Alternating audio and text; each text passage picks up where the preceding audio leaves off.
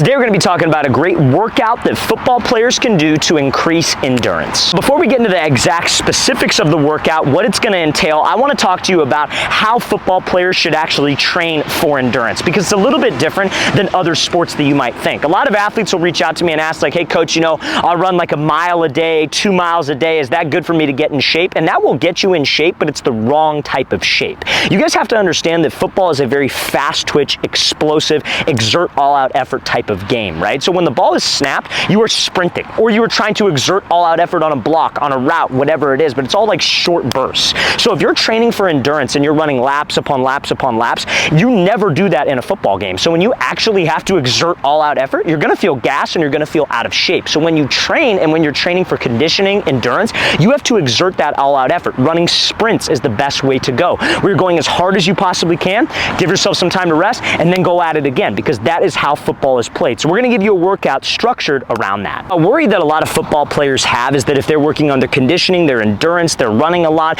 are they going to lose weight? And honestly, you will not lose weight if you stay in a calorie surplus. And what that means is consuming more calories than what you're burning. But an easy way for you to be able to stay like lean, I guess you could say, to help build muscle mass, is a big staple of your calories needs to be protein. So if you guys would like a great protein powder that you could supplement into your daily workouts or into your daily routine, check out that very first link in the description below for our AG Labs Whey Protein Powder Blend. Guys, this is a company that I started with my brother, and we decided to make supplements specifically for athletes to help with you getting bigger and your development. So if you guys use the promo code FIRST25, FIRST25 at checkout, at that very first link in the description below, you get 25% off any one of our protein products or any of our products like creatine, pre-workout, post-workout, recovery stuff, etc. This is our cinnamon snickerdoodle flavor, but we have other flavors that are the best tasting protein flavors out there. So again, guys, very first link in that description below. All right, so let's get into this workout, you guys. So we're gonna break it up into 3 specific splits, which I guess you could say is just like a category of the sprints that you are gonna be running. But before you do your workout,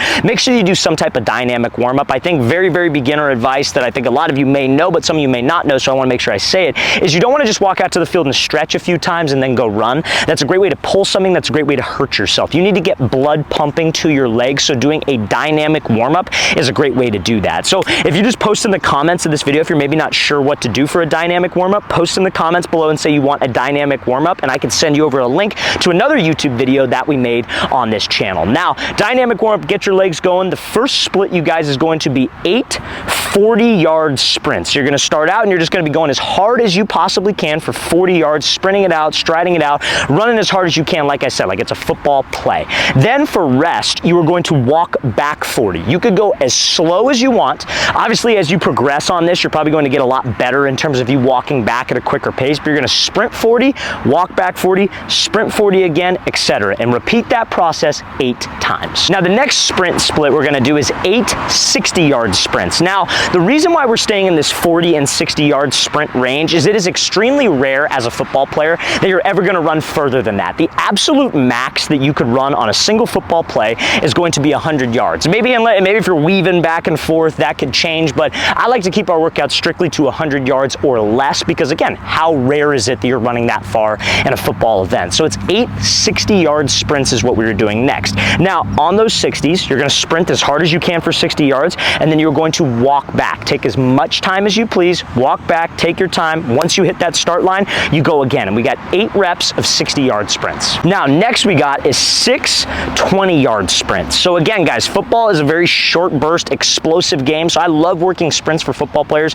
in that short amount of space so they could really exert all out effort, and I guess you could say like try to deplete those fast twitch muscle fibers, because this workout we were trying to activate fast twitch muscle fibers in our body. Every single athlete has 2 types of muscle fibers: slow twitch, fast twitch. Slow twitch is what you would get by like jogging miles or jogging laps around a track. Fast twitch is what you were activating or working in short bursts where you're trying to exert all out effort. So guys, 6 20-yard sprints, and I wouldn't say walk back 20 for rest. I would say give yourself 30 seconds rest. So you go 20 as hard as you can, rest 30 seconds, and then you go again for 20 yards and repeat that process 6 times to finish this workout.